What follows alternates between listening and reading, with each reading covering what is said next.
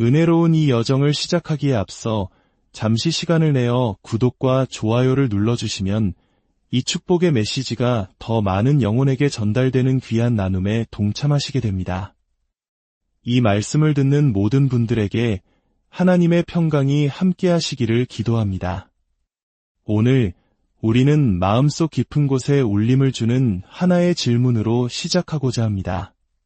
바로 어떻게 하면 보이지 않는 하나님을, 보이지 않는 예수님을 이 세상에 드러낼 수 있을까 하는 것입니다. 성경 마가복음 16장 15절은 우리에게 너희는 온 천하에 다니며 만민에게 복음을 전파하라고 말씀하십니다. 이는 마치 물이 바다를 덮음같이 하나님의 영광을 아는 지식이 온 땅에 가득하게 될 것이라는 약속과도 같습니다. 바닷속 가장 깊은 곳, 마른 땅 한 조각 없이 물로 가득 찬 것처럼 하나님의 영광이 이 땅의 어느 한 곳도 비워두지 않고 모든 곳을 채울 것이라는 위대한 약속입니다. 호주에도, 중국에도, 이 세상 어느 곳에도 마른 곳은 남지 않을 것입니다. 하나님의 영광이 모든 것을 뒤덮을 것이기 때문입니다. 할렐루야. 그렇다면 그 위대한 일은 어떻게 이루어질까요? 하나님은 특별하고 위대한 사람들만을 사용하실까요? 오늘 우리는 성경 속 몇몇 인물들을 통해 하나님께서 얼마나 평범하고 연약한 사람들을 통해 당신의 영광을 드러내시는지 함께 나누고자 합니다. 첫 번째 인물은 기드온입니다. 사사기 6장을 보면 기드온은 미디안 족속이 두려워 포도주 틀에 숨어 밀을 타작하던 사람이었습니다. 그는 그저 평범한 농부였고 심지어는 적들을 두려워하는 겁쟁이였습니다. 오늘날 많은 사람들이 다른 사람의 시선을 두려워하는 것처럼 기드온 역시 두려움에 묶여 있었습니다. 바로 그 순간 여호와의 사자가 그에게 나타나 말합니다. 큰 용사여, 여호와께서 너와 함께 계시도다. 숨어있던 겁쟁이에게 큰 용사라니요. 기드온은 비웃듯이 대답합니다. 주여, 여호와께서 우리와 함께 계시면 어찌하여 이 모든 일이 우리에게 일어났나이까? 우리 조상들이 말하던 그 모든 이적과 기적들은 다 어디에 있나이까? 그의 말에는 깊은 냉소와 절망이 담겨 있었습니다. 나는 겁쟁이처럼 숨어 있고 내 삶은 절망적인데 당신은 나를 용사라고 부르는군요. 우리 조상들이 경험했다던 그 위대한 기적들은 도대체 다 어디로 사라졌습니까? 바로 이 질문에 대한 하나님의 대답이 오늘 우리가 함께 나눌 첫 번째 메시지입니다. 기드온이 기적은 다 어디에 있습니까?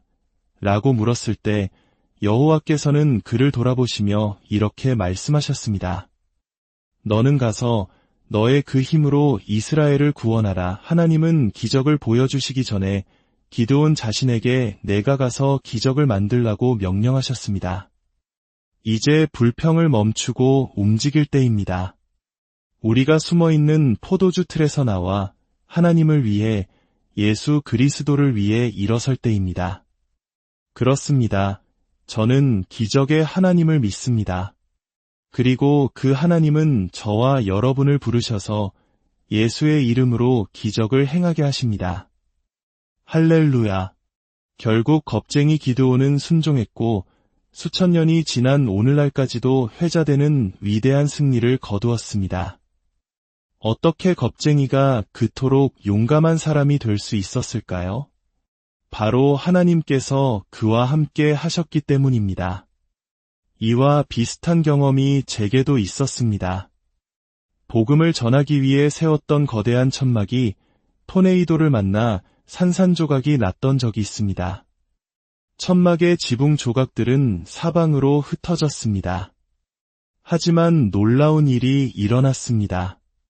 나중에 듣게 된 이야기지만 성도들이 그 찢어진 천막 조각들을 주워 아픈 사람들에게 얹었을 때 병든 자들이 치유받는 기적이 일어났다고 합니다. 사탄이 우리를 파괴하려 할 때 하나님은 그 속에서 꿀을 달콤한 승리를 만들어내십니다. 어떤 시련 속에서도 하나님은 항상 승리의 길을 예비하고 계심을 믿으십시오. 아멘.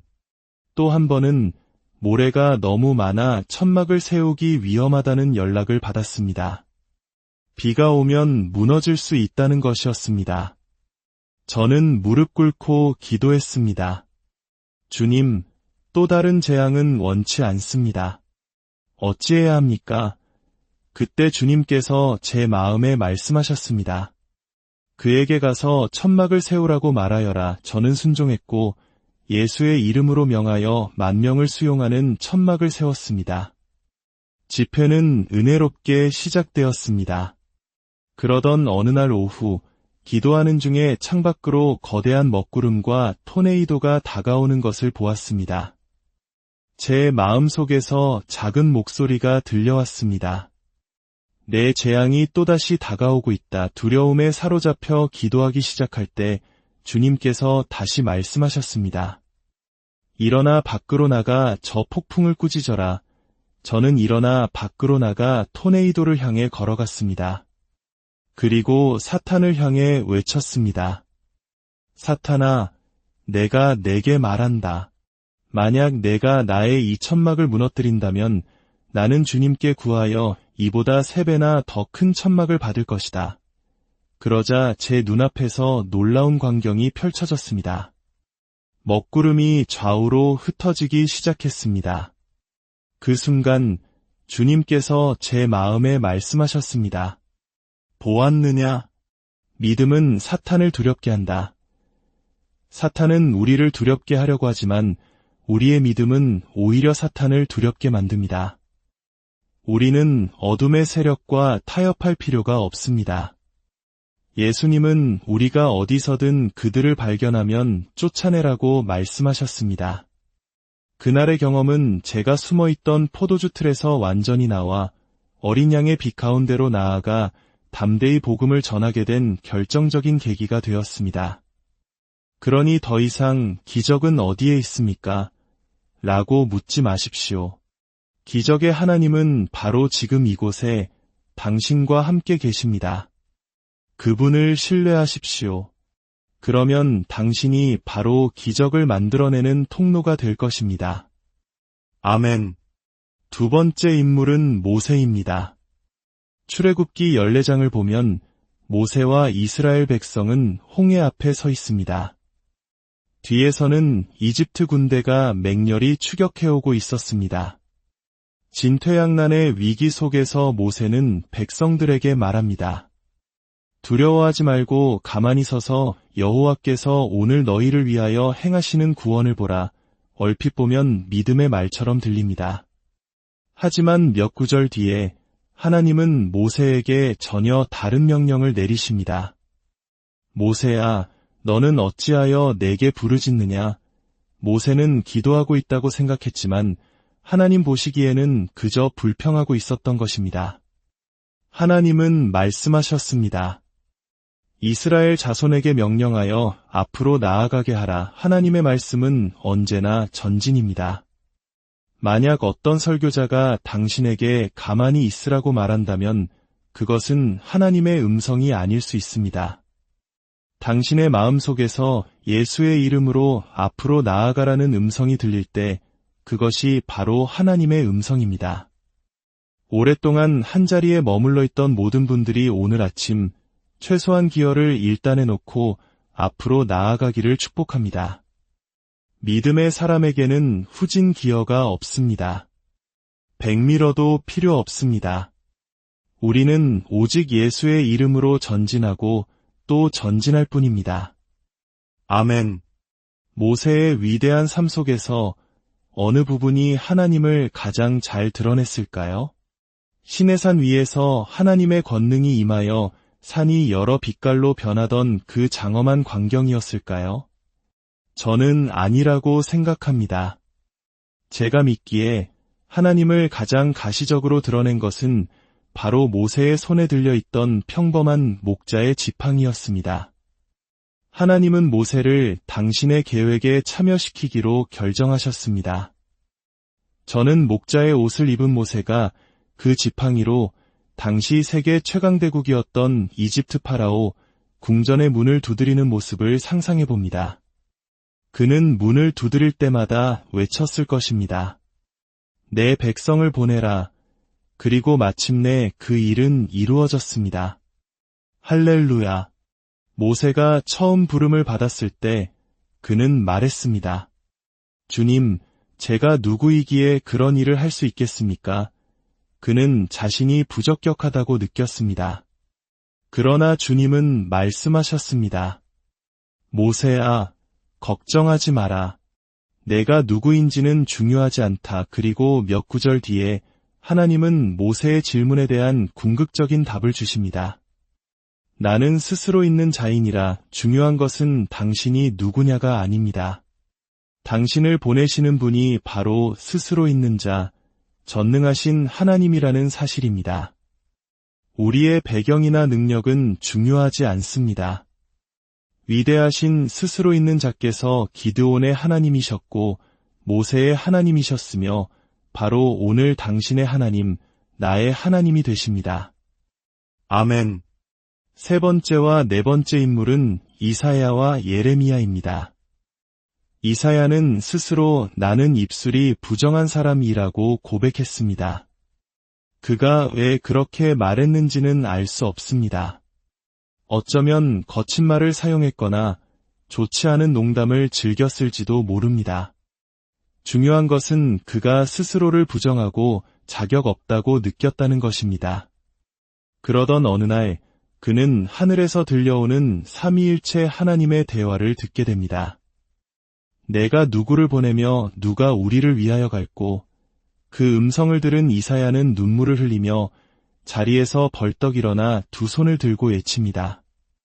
주여, 내가 여기 있나이다. 나를 보내소서. 그는 자신이 어떤 임무를 받게 될지 묻지도 않았습니다.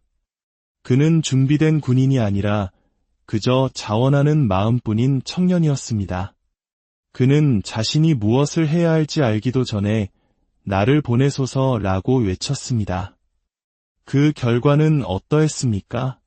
한때 부정하다고 여겨졌던 그의 입술은 수천 년이 지난 오늘날까지도 우리에게 하나님의 영광스럽고 장엄한 말씀을 전해주고 있습니다. 오늘 아침 스스로를 부정하다고 느끼는 분이 계십니까? 어쩌면 끔찍한 이혼을 겪었거나 음란물이나 간음과 같은 죄의 거미줄에 갇혀 있을지도 모릅니다. 하지만 제가 한 가지 말씀드립니다. 당신이 오늘 전능하신 하나님을 위해 자원한다면 예수의 이름으로 모든 부정함은 씻겨나가고 모든 속박은 끊어질 것입니다. 할렐루야. 하나님은 당신을 버리지 않으셨습니다. 그분은 당신을 사랑하시고 부르시며 두 번째 기회를 주십니다. 이 말씀에 동의하시면 아멘으로 화답합시다. 예레미야의 변명은 나는 아이라는 것이었습니다. 부르심이 임했을 때 그는 말했습니다. 주님, 저는 너무 어려서 아무것도 할 수 없습니다. 설교도 못하고 아직 박사학위도 받지 못했습니다. 하지만 세상의 모든 학위를 당신의 이름 뒤에 붙인다 해도 그것이 하나님의 일을 하는 기준이 되지는 못합니다. 예레미야가 나는 아이입니다 라고 말했을 때 하나님은 무엇이라고 말씀하셨습니까? 너는 아이라 말하지 말라. 보라, 내가 오늘 너를 여러 나라와 여러 왕국들 위에 세워 내가 그것들을 뽑고 파괴하며 하였느니라. 주님은 내가 어른이 되면이라고 말씀하지 않으셨습니다. 오늘이라고 말씀하셨습니다. 하나님의 달력에는 오직 오늘이라는 날만 존재합니다. 당신이 늙었든 젊었든 바로 오늘이 구원의 날이며 행동의 날이며 당신의 부르심의 날입니다. 오늘 당신의 삶을 통해 하나님의 능력을 세상에 드러내십시오. 마지막 인물은 베드로입니다. 거친 갈릴리 바다 위에서 제자들이 풍랑과 싸우고 있을 때 한 사람의 형체가 물 위를 떠다니는 것을 보았습니다. 그들은 유령인 줄 알고 두려움에 떨었습니다. 그때 파도 속에서 음성이 들려왔습니다. 안심하라, 내니 두려워하지 말라. 베드로는 그 음성이 예수님의 것임을 직감했지만 확신할 수는 없었습니다. 그는 생각했습니다. 영들을 시험하여 하나님께 속하였나 분별하라는 말씀이 있지. 그래서 그는 예수님을 시험할 방법을 떠올렸습니다. 주여, 만일 주님이시거든 나를 명하사 물 위로 오라 하소서. 베드로는 알고 있었습니다. 자신의 예수님은 불가능을 가능하게 하시는 분이라는 것을요. 예수님은 한 단어로 대답하셨습니다. 오라. 예수님은 베드로야, 오라고 말씀하지 않으셨습니다. 그냥 오라고 하셨습니다. 그것은 베드로뿐만 아니라 배에 있던 모든 사람을 향한 초청이었습니다. 하지만 오직 한 사람만이 그 초청에 응답하여 배 밖으로 뛰어내렸습니다. 오늘 아침 당신은 배 밖으로 뛰어내릴 준비가 되셨습니까? 이 기적의 초점은 예수님이 아니라 베드로에게 있습니다. 베드로가 거친 파도 위를 걸어 예수님께 나아갔을 때 그는 예수님께서 하실 수 있는 일이 무엇인지를 온몸으로 세상에 보여주었습니다. 할렐루야! 우리가 기적을 볼 때마다 그것은 인간의 능력이 아니라 예수님의 서명이며 그분의 자비이며 그분의 권능입니다. 결론을 맺겠습니다. 우리가 복음을 전하고 그분의 영원한 왕국을 세우는 일에 동참할 때 우리는 그리스도와 함께하는 동역자입니다. 하지만 더 좋은 표현이 있습니다. 우리는 거룩한 전능함의 대리인입니다. 베드로는 말했습니다. 은과 금은 내게 없거니와 내게 있는 이것을 내게 주노니 나사렛 예수 그리스도의 이름으로 일어나 걸으라. 우리에게는 돈이나 권력이 없을지 모릅니다. 하지만 우리에게는 다른 것이 있습니다. 하나님이 우리와 함께 하시고 예수님이 우리와 함께 하십니다. 그러면 놀라운 일들이 일어나기 시작합니다. 아멘. 저는 기도합니다. 이 자리에 있는 모든 분들이 각자의 술틀에서 각자의 은신처에서 나와 이렇게 고백하기를 바랍니다. 주님, 제가 여기 있나이다. 저는 비록 보잘것없지만 주님께서 나는 스스로 있는 자라고 말씀하셨으니 그 약속을 의지하여 주님을 섬기겠습니다. 주님의 영광스러운 왕국에서 저의 작은 몫을 감당하겠습니다. 사탄이 당신을 두렵게 하거나 속이도록 내버려 두지 마십시오. 당신의 은신처에서 나오십시오. 주님은 바로 이곳에서 당신을 축복하고 사용하기 위해 기다리고 계십니다. 처음에는 큰 성과가 보이지 않을 수도 있습니다. 하지만 예수의 이름으로 계속 전진하십시오. 모세가 지팡이를 들 믿음이 있었을 때 하나님께서 홍해를 가르셨던 것처럼 당신이 믿음으로 당신의 손을 내밀 때 하나님께서 당신을 통해 일하실 것입니다. 주님은 말씀하십니다. 믿는 자들에게는 이런 표적이 따르리니 병든 사람에게 손을 얹은 즉 나으리라. 당신의 손을 보십시오. 평범한 손처럼 보이지만 주님께서는 이 손을 통해 치유의 역사를 이루시겠다고 약속하십니다. 당신이 믿음으로 순종할 때 하나님께서 그 상황을 장악하시고 놀라운 일들을 행하실 것입니다. 하나님은 당신이 기적을 만들어내는 통로가 되기를 원하십니다. 당신이 바로 그 기적의 촉매제가 되기를 원하십니다. 오늘 하나님의 부르심에 응답하십시오. 그러면 당신의 삶을 통해 상상할 수 없는 놀랍고 환상적인 일들이 펼쳐질 것입니다. 주님의 이름으로 당신을 축복합니다. 당신의 삶이 하나님의 살아계심을 증거하는 통로가 되기를, 당신의 발걸음마다 하늘의 능력이 함께하기를, 그리고 당신의 마음에 세상이 줄 수 없는 평안이